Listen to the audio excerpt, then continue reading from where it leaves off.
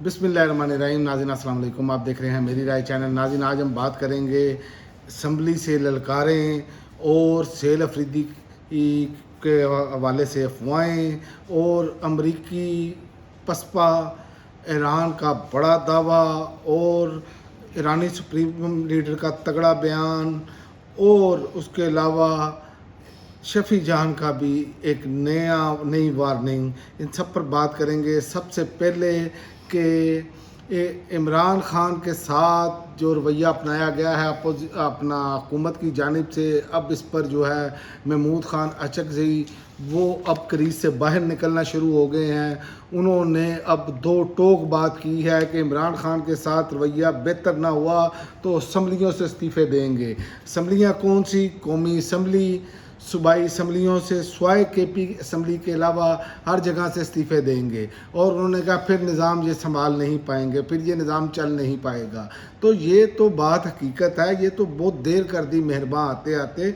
ये तो आपको उसी टाइम स्टेप लेना चाहिए था। ये बजट ये सब कुछ बढ़ जाएगा अगर ये बेहतरीन तरीके से, अगर बेहतरीन सियासी हिकमत अमली अपनाएं और यहीं की पॉलिसी छोड़ें तो ये मामला बहुत बेहतर हो सकते हैं। लेकिन अफसोस के साथ कहना पड़ रहा है कि जिस पर भी इमरान खान ने इत्मीनान किया वो ऐसे मसलियत का शिकार हो जाते हैं क्योंकि कुछ समझ से बाहर है। आप देखें कि इमरान खान की जो सूरत हाल है वो हमेशा जारहाना रही है, वो अग्रेसिव चलते हैं। उन्होंने हमेशा रवायती सियासत से हट कर सियासत की है और उसी वजह से ही उन्होंने ये तमाम जो सियासी लोग थे उनके मद्दे मुकाबिल उनको इन्होंने ज़ीरो कर दिया।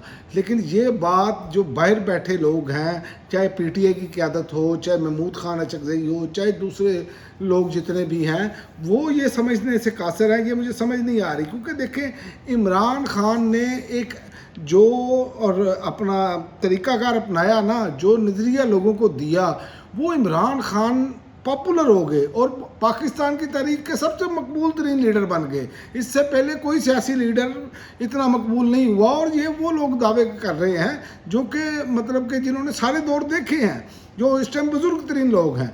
तो इसी वाले से इनको भी ये सोचना चाहिए कि इमरान खान आखिर क्या वजह है कि इमरान खान जो है वो इसमें लोगों के दिलों में घर कर चुके हैं। इमरान खान का नज़रिया जो है वो लोगों के साथ घर कर चुका है और इमरान खान के अपने कौलो फेल में जो वो बातें कहते रहे वो उन्होंने पूरी की। जैसे उन्होंने कहा कि मेरी आंखों में खौफ देखना इनका ख्वाब रह जाएगा, और इमरान खौफ नहीं। उन्होंने कहा ये मेरी कोई कीमत नहीं, अभी तक उनकी कोई कीमत नहीं लगा सके। उन्होंने कहा ये मुझे तोड़ नहीं सकते, मैं अकेला भी रह गया तो लड़ूंगा, वो लड़के दिखाया उन्होंने।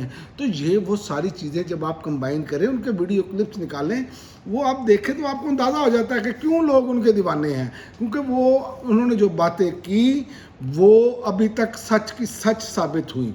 तो इन्हीं चीज़ों को जो है वो लेकर पीटीआई की आदत को आगे चलना चाहिए। और दूसरा, सेल अफरीदी के पास अब क्या हाल है? सेल अफरीदी के पास अब को दो रास्ते हैं सिर्फ। अब सेल अफरीदी के पास वो हनीमून पीरियड ख़त्म हो चुका है और हुकूमत और इस्टेब्लिशमेंट की जानिब से भी दबाव है। जैसे ये खबरें उड़ाई जा रही हैं कि जनाब 15 MPA जो हैं वो टूट चुके हैं, बगावत।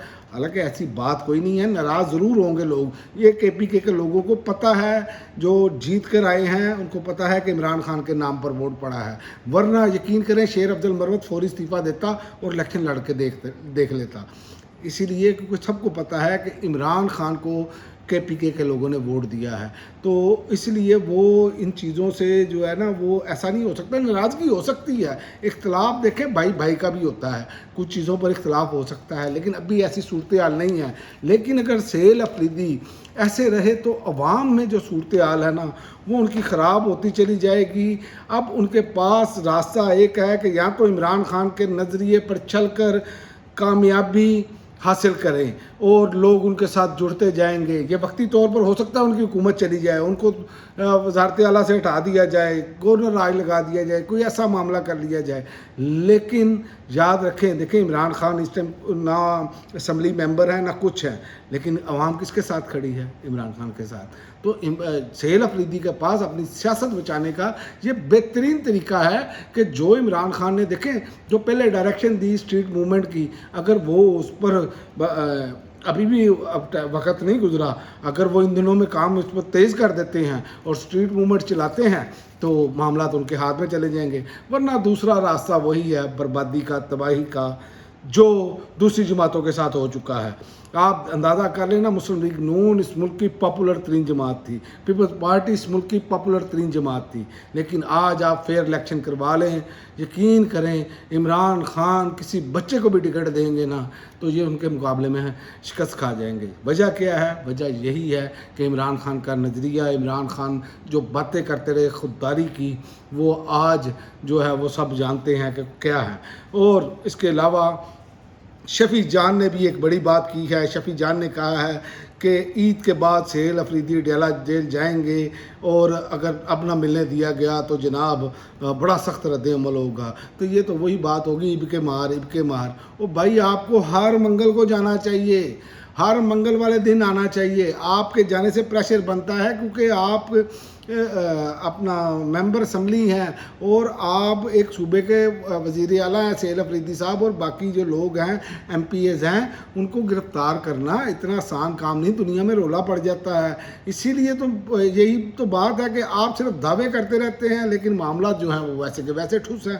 تو جب تک آپ کے قول و فعل میں تضاد رہے گا، عملی مظاہرہ نہیں کریں گے، یقین کریں عید کے بعد جو ہے نا، وہ پنجابی میں کہتے ہیں نا کہ جناب یہی تئی پھر گئی، تو یہی تئی پھر جانی ہے اس قیادت کی، کیونکہ لوگ سوشل میڈیا پر اب بہت زیادہ سوالات اٹھا رہے ہیں، اور سہیل افریدی کو اندر سے بھی ظاہر ہے ایک گروپ ہے جو چاہتا ہے کہ سہیل افریدی نہ ہو، جو کہ بہت قریب ہیں اپنا موجودہ حکومت کے، تو وہ تو چاہتے ہیں کہ نہ ہو سہیل افریدی۔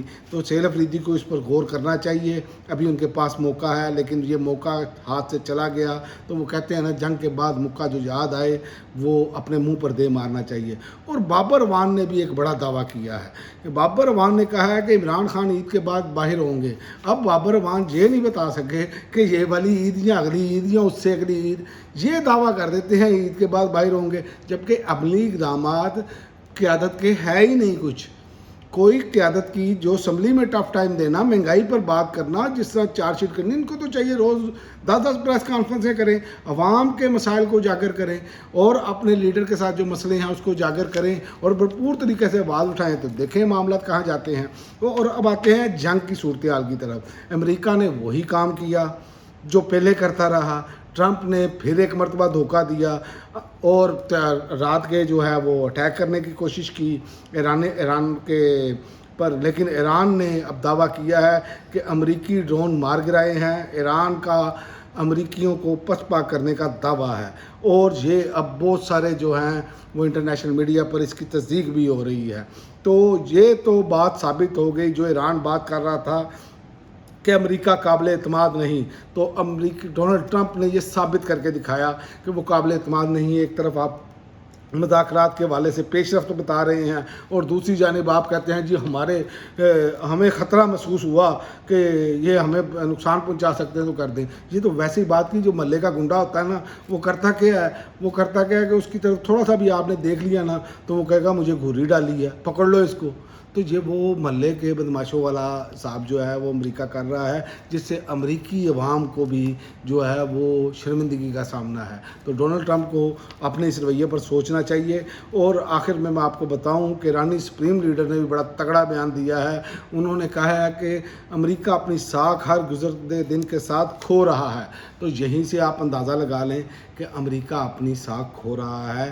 امریکہ کا وہ دبدبہ جو پہلے تھا، ایران نے پہلے وہ توڑا۔ اب مذاکرات کے حوالے سے آپ دیکھیں جو صورتحال ہوتی ہے، اب جب منہ توڑ جواب ایران دیتا ہے تو جناب یہ ساتھ ہی ٹھس ہو کر بیٹھ جاتے ہیں۔